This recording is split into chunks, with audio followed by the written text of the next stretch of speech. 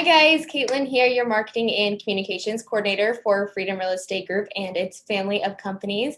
And today we are back here for another Freedom Vlog episode, but we have a special guest, as you can see, our COO, Tina Phoenix Howard. You want to say anything at all before we get started? Ready, let's go. Perfect. Okay, so the first question, I always say it's an easy question, but when I did my interview, I actually found out that it was a lot more difficult on who is Tina Phoenix Howard? Lover of real estate, brains, passive income, military wife, although my husband is about to retire. Landlord, daughter, best friend, all those things. Oh. I love that. I think that's so far probably one of my favorite answers I've gotten. All right, moving on to the next question on when did you get started with Freedom Real Estate Group? Officially, I just had my 2-year work anniversary with Freg. Unofficially, been working with Danny and Flip for quite a number of years on different projects here and there, always with real estate. They gave me my start. Actually, I started as their intern many moons ago. Yeah, I didn't know that. So as I mentioned, I love real estate, was always had an interest in it, and started kind of teaching myself, had started with tax liens, had a LLC with some friends, and we bought some tax liens and did some different things. And but as a military wife, we moved around a lot. So every time I got to a new place, it just felt like I was starting over. And then when we got to Washington State, I saw a post from Danny looking for interns. And I thought, I wonder if I could do this virtually. You know, that way I'm not starting over every time I move, and I can stick with the company and just see where it goes. And then I saw that they were investing, and I said, okay, no better way to learn than to actually see it happening and get my hands dirty and get in there and see if I can marry the information I found out on my own to the actual real life deals, which I did. Oh, I love these. I always learn more than what I thought I knew. So I love that. I was going to say something on that. It'll come back to me. Okay. That got into my question on how you got started and when you got started. So you answered both of those. What exactly do you do in your role? As COO, I like to think of it as I take the vision of the CEO and the founders and the partners that take where they see the company going. I put the actual steps into place. I help it come to fruition into the real world. So Danny and Flip both are very visionary, and they have ideas on where they want the company to grow. And it's my job, my responsibility. I take full responsibility in helping make that come to pass in the most efficient way possible, and to help all the team members as well make the most of their role and get the most fulfillment out of what they do every day. I can definitely vouch for that. I remember when I first started in my role, you were kind of the go-to person on, I don't know what I'm doing, help me. And you definitely do have your hands absolutely everywhere, and you're so knowledgeable. It's amazing. Anytime I'm like, who do I go to? I immediately always want to go to you, just because I know you know what you're doing, but I'm like, no, I need to go to other people. That's so funny. But I do remember what I was going to say back on the last question, talking about how you were moving around from different states and everything. As you guys may know, our office here is based in Dayton, Ohio, and Tina, you are in Georgia, correct? Yep, I work virtually for the team in South Georgia, near Savannah. Perfect, which is why we are on a Zoom call and not recording this in the office as we normally would, although we would love for her to be in the office. But one day. I don't know, it's storming over there today, but here it's beautiful, sunny, and gorgeous day. Storming. It's starting to get a little lighter out though, so hopefully. Growing up, did you know that you always wanted to be in real estate, or did you want to do something completely different? Growing up, when you're a kid, people are always asking, what do you want to be when you grow up? I'm like, I have no idea. But I do remember thinking that I had an interest in psychology, psychiatry, because I seemed to always be the friend where people would always come to with their challenges. I want to say problems, but what kind of problems are you going to have as a kid? But whenever they needed to, like, I guess, talk about stuff, they would come to me. So I just thought, I could see myself doing that as a living. And I actually did go to school for a little bit on it, but quickly realized real estate was pulling my strings a little harder. Interesting. That kind of goes back to when I was saying you're knowledgeable. So you're knowledgeable and wise, which is another reason. She always gives great advice, or you always give great advice, and you always know how to, I don't want to say the right things, but you always know exactly what to say and how to say it. So I always appreciate it. Thank you. You are very welcome.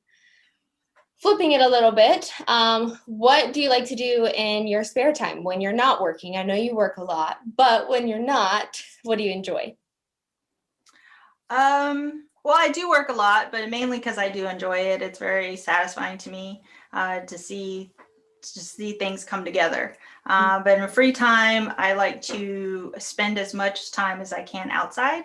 I feel like working as much as I do and always having all these screens in my face constantly, I try to get outside as much as possible. So that's, going to the park for a run, or, hanging out, different, just exploring out of doors. I mean, even on my property here, I could just step outside and I get to see lots of critters. I love taking pictures of animals, birds, kind of a amateur photo person.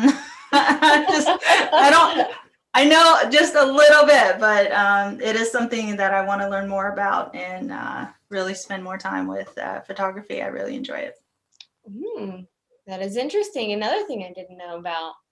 I'll be keeping that in the back of my mind. What do you mean? You don't see all my pictures that I post on critters? Well, okay, I do know that, but I didn't know photography specifically. Oh yeah. So I know that now. Yeah. I took a class or two.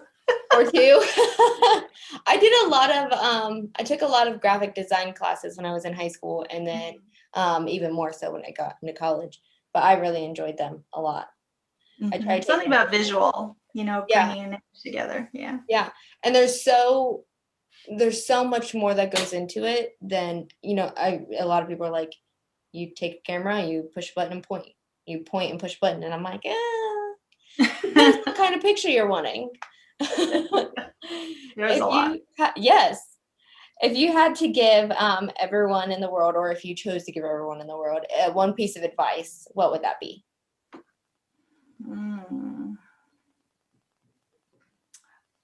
I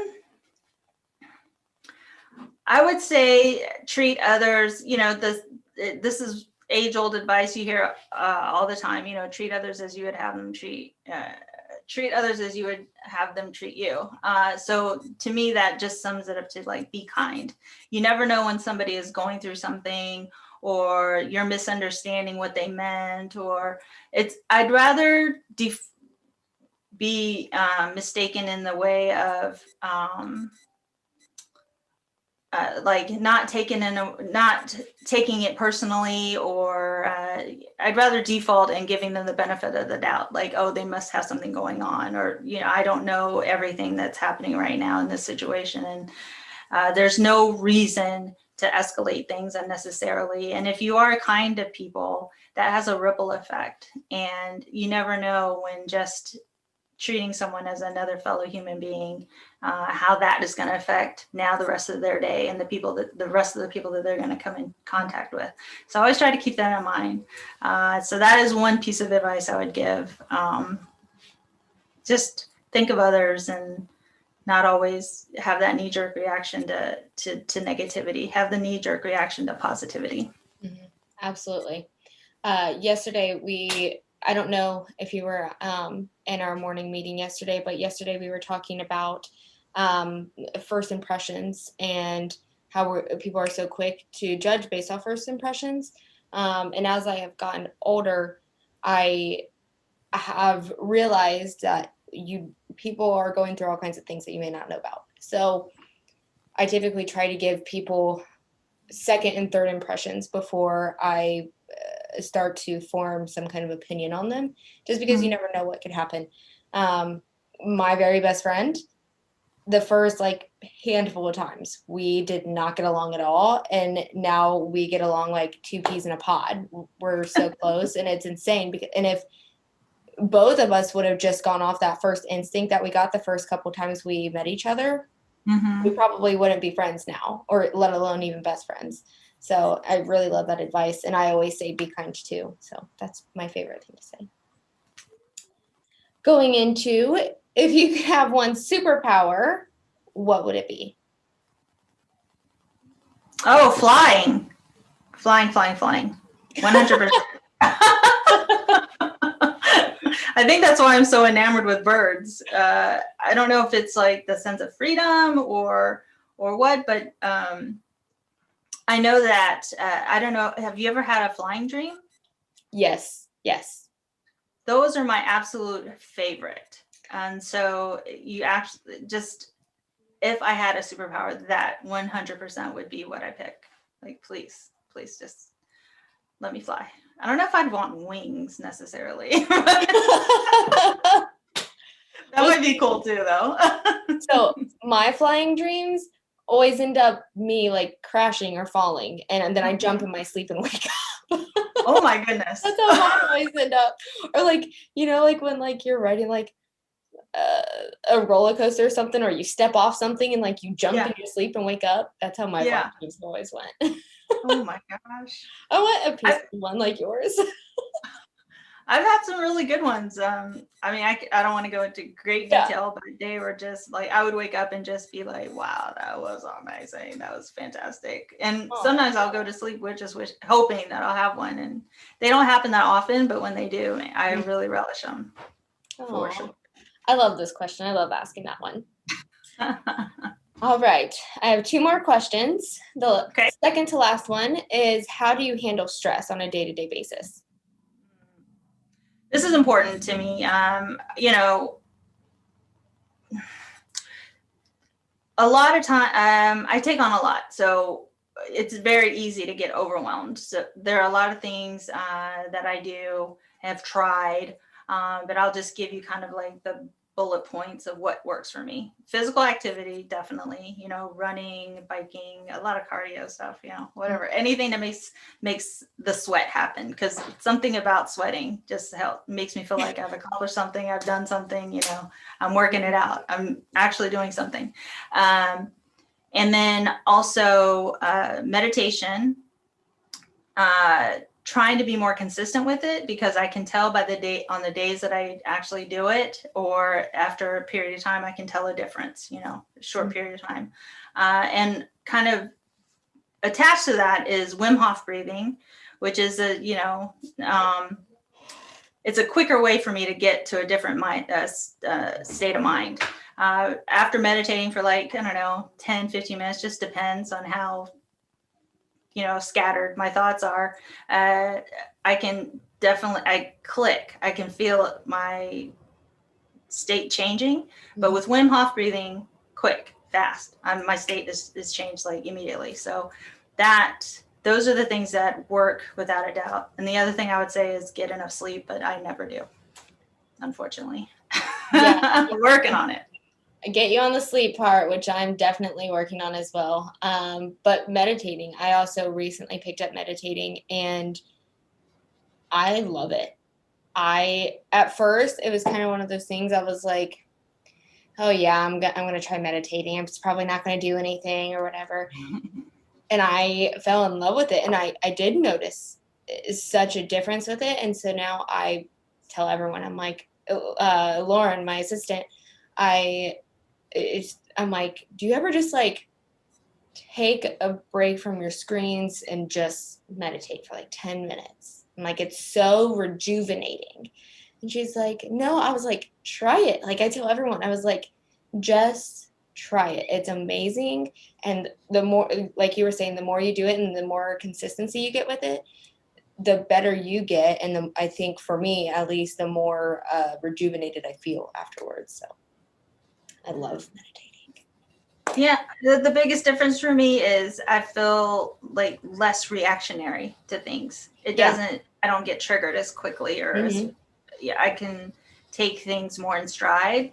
And also my creativity, I could tell. I have, a lot more ideas and a lot, I don't know, it just turns a couple of things on that I like to keep running. So it is nice. For anyone watching this, if you have not meditated, you should try it. At least once. There's a lot of great videos on YouTube. All right.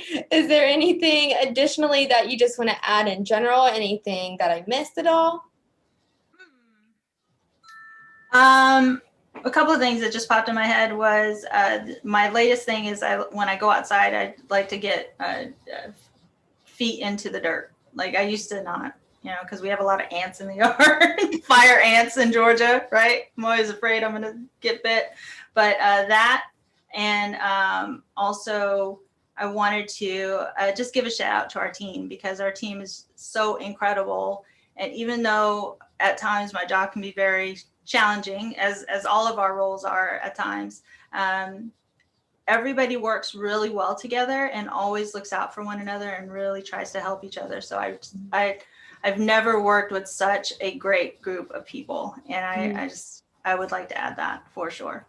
Yeah, absolutely. Lauren and I actually, right before we jumped on this Zoom call, we were just talking about the work environment that we have and the people that we work with, and it's truly amazing. I 110% agree with you on that. So that's funny or ironic that you brought that up, because like I said, I'm not even in the office and I can feel it. Yeah. Like I feel the support and the camaraderie and the fantastic company culture that we have. So kudos to the team.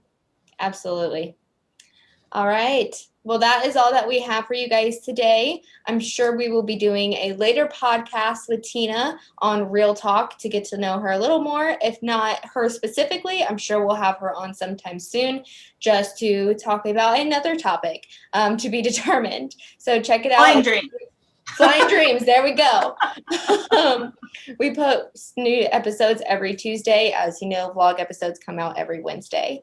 We always like to end these with invest smart. Live happy. Perfect. Thanks, guys. Bye. Bye. Nothing on this show should be considered specific personal or professional advice. Please consult an appropriate tax, legal, real estate, financial, or business professional for individualized advice. Opinions and information on this show are not guaranteed. All investment strategies have the potential for profit or loss.